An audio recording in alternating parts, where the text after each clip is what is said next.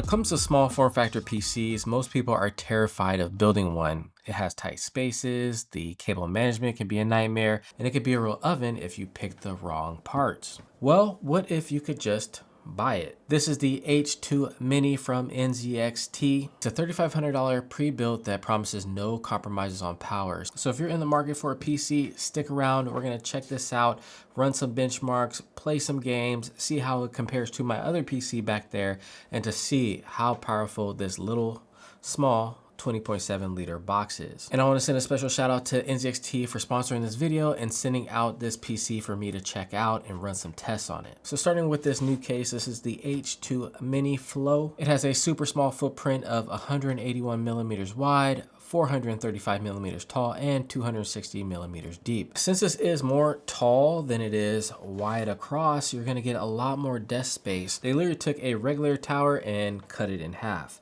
taking away the depth.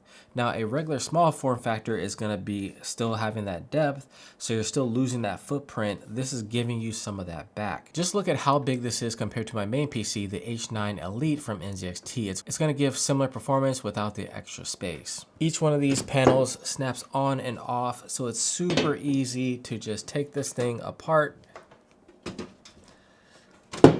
and really mod it if you want to. So you'll be able to just see everything. Every single panel just snaps off, super convenient. You can get to any side of this case within seconds. Since this is a pre-built, they do all that cable management for you so that your hands don't get all bloody and cut up. So essentially here they have all these cables within the PC bundled up here nice and tight on this side. And then on this side where they have the CPU, they have the AIO cable coming here nice and tidy. It's not blocking the RAM. It's not up against the glass, so they did a good job there. And because everything is so nice and tidy, if you do want to upgrade later on, it makes moving parts really, really easy. So the front has an IO, as you can see here. Down below, so you have a 3.5 millimeter jack, a USB-C, and 2 USB-A's here.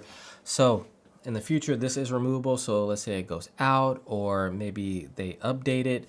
You can remove that via 4 screws in the front, which is nice. This comes with the Intel Ultra 9 285K, or it also comes with the AMD 9800X3D, which is the one that I have here. I've been with Team Blue for a while now with the 13900K, so I'm very interested to see how this performs versus that PC, because I haven't felt the need to upgrade. So maybe I've needed to upgrade and I just didn't know, but we're gonna check that out today when we compare the two. Spoiler alert, it blew my mind. The graphics card clearance is 331 millimeters. Most graphics cards are on the bigger side, with the Founders Editions being able to fit at 304 millimeters in both the 5090 and the 580 versions. But most cards I was looking at online are actually 340 plus, so you're a bit limited when it comes to the bigger cards with bigger fans. The 5080 is mounted vertically against the case, and then they have a riser here, and it is funneled out the bottom of this case. And I really like this. This is one of my favorite design choices on this case. Being able to route this out the bottom and not have a bunch of cables flowing out the back. I mean, you already got a ton of USB-Cs,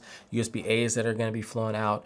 Having those graphics cards like shoot out like that too. But NZXT didn't cheap out on any of the other components as well. They used the Lee & Lee 850W Gold for the power supply and the Kraken Elite 240 AIO, which is an awesome LCD screen for monitoring your temps or adding your favorite GIF. All controllable with their NZXT CAM software. Normally with a small form factor case, you'd have to go with a smaller AIO, which means less cooling, or an air solution.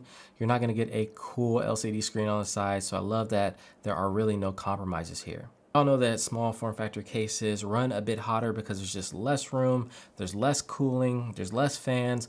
But here, I don't feel like there's much compromise because you have the 2 fans in the front, you have the 2 on the top, graphics card up against the mesh on the other side, and then you have all this mesh where all this air can just freely flow in. So the temps actually turn out to be really good, which we'll check out later. Now, it does come with a 2 terabyte SSD at WD Blue, On the bottom here, you'll have 2 more slots for 2 more SSDs here. And that is a really good sign because you want to see that with a pre-built. You want to be able to go in here and update it and upgrade it as much as you want and not feel like you're pigeonholed to whatever they just put in here. So overall, they've got some of the best tech in the game in this PC. So let's check out how it performed. So I fired this up, and the first thing I checked out was the software. It came with the Windows 11 installed, NZXT Cam pre-installed to control the Kraken screen. I did have to download the Gigabyte Control Center to control the RGB of the RAM. The main thing I liked about this is just there's not a lot of software on this computer. You're not fighting against it. They just give you the NZXT software,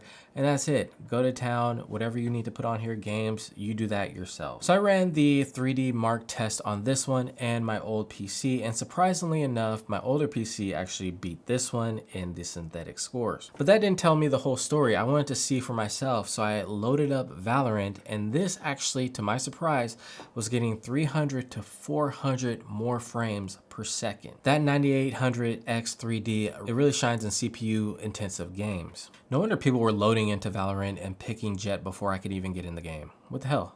And not only that, it was very consistent. So if you do have a high refresh rate monitor, I run a 4080, you're gonna have a lot of frames to work with, and there's gonna be a fresh frame every time your monitor wants to refresh. After playing on this for a year now and coming over to this and having those extra frames, I'm really seeing a difference, because on that PC, sometimes it hovers around 480, 500, and then it'll dip.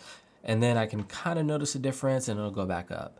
So here I have so much wiggle room and so much extra frames that I don't know what to do with it. It just looks and feels smoother. And then I ran Halo at 4K on my 240 Hertz 4K monitor. I was getting 170 to 220 frames per second about, and it looked fantastic. I had all the settings on high. This is capable of some amazing 4K gaming, which is essentially gonna be the future as the refresh rates go up on those 4K monitors. I also ran it on my 600 Hertz monitor, and it looked super duper smooth. I really felt like this was the first time I was seeing the 600 Hertz like I was supposed to be seeing it. It is just a sight to see. This thing is an absolute beast. For all my creators out there, I edit in DaVinci Resolve, and this thing handled it with ease. Playback was smooth. I edit Sony 422 10-bit. It handled all my color corrections and everything with ease. Playback was smooth. Now for the temps at idle, just doing normal tasks on the PC, I was around 44 to 50 degrees when running Halo at 4K,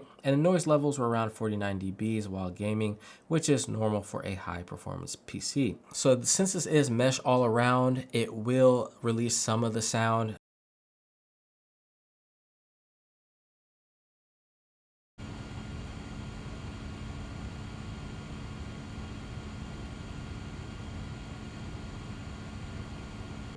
And I got temperatures of around 90 degrees, and that was on silent mode. Now when I put it to performance mode, I gained about 3 to 5 degrees back, so it wasn't a huge difference. So I think I would probably just leave it on silent, and the performance increase wasn't that much either. I only got 40 points more by going with this build. All right, so the NZXT H2 Mini AMD edition is for the person who wants the best tech, the 9800X 3D and the 5080, but doesn't want the stress of an SFF build. You're paying for a premium for the convenience and the 2-year warranty on the entire system. So in conclusion, while you can get this PC, if you were to build it yourself, it will be $2,900, right? That's about a $600 difference for them to ship it out to you. But then you're getting the warranty, you're getting the support from NZXT on all the parts. So if something does happen to this, you can just let them deal with it.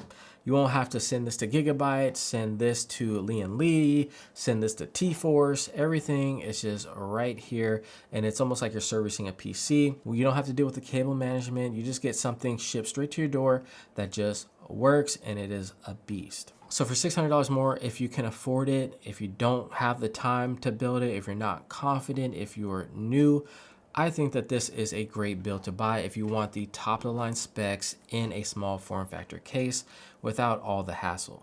Oh yeah, you don't have to deal with Windows being installed. There's not a lot of bloatware on this. This is a pre-built done right. So what do you guys think? Is it time to give up custom builds? Is it the era of pre-builts? I don't know, but this is making a strong case for being a lot of people's main PC, mine included. So yeah, once again, thank you to NZXT for sending this out to me. It has been your boy BT. Don't forget to like, share, comment, and subscribe, and I'll see you in the next one. Peace.